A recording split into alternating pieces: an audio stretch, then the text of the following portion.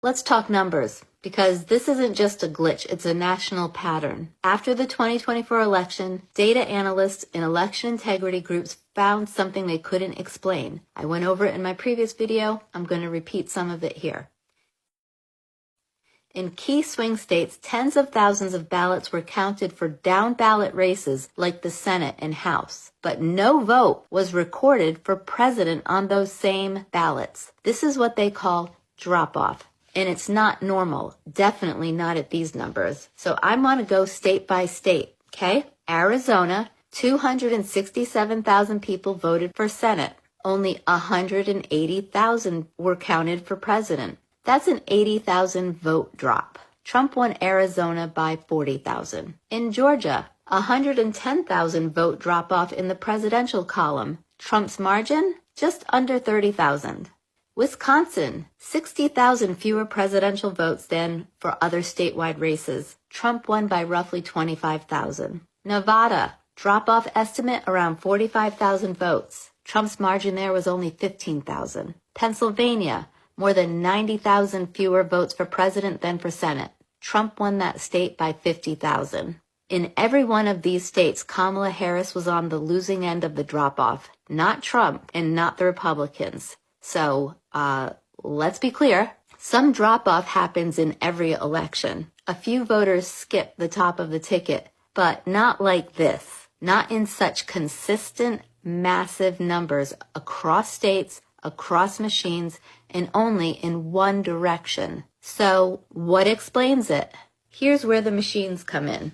Over 40% of counties in the United States used ES&S voting machines in 2024. These are digital ballot scanners and tabulators. But here's what we need to know. Months before the election, ProV&V, one of just 2 federally certified testing labs, approved last-minute software changes to those machines. The changes were stamped de minimis, meaning they didn't require full review or disclosure, but they touched critical systems, ballot scanners, audit logs, and reporting software. So while votes were dropping off in the presidential column, software in those machines had just been tweaked without public knowledge. This is why the Rockland County, New York case matters, because it's the first lawsuit to break through the wall and demand discovery. Machine logs, poll tapes, and ballots. If we find the same drop-off patterns tied to these machine updates in multiple states, we're not just looking at a coincidence. We're looking at a national malfunction, or worse. I'm not trying to relitigate 2024, though it needs relitigating. Trump's already the president. It's done. This is about making sure that this never happens again. Because if our votes aren't secure and visible, neither is our democracy.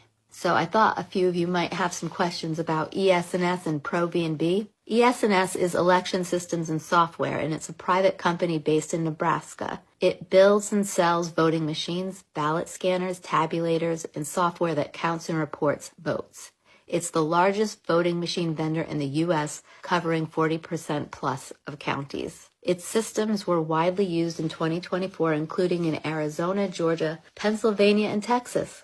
And then ProV&V is Professional Verification and Validation. It's a private lab based in Alabama, one of only 2 labs certified by the U.S. Election Assistance Commission to test and approve changes to voting equipment. It signs off on whether software and hardware changes are safe for election use. In 2024, it approved last-minute software updates for ES&S machines without public review under the label of de minimis.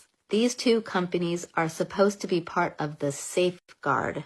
But when the lab that's supposed to check the machine also skips transparency, and when the machines themselves show massive statistical anomalies, no. We need oversight. We need audits, and we need public control over the systems that count our votes. Make some noise. This is fucking outrageous.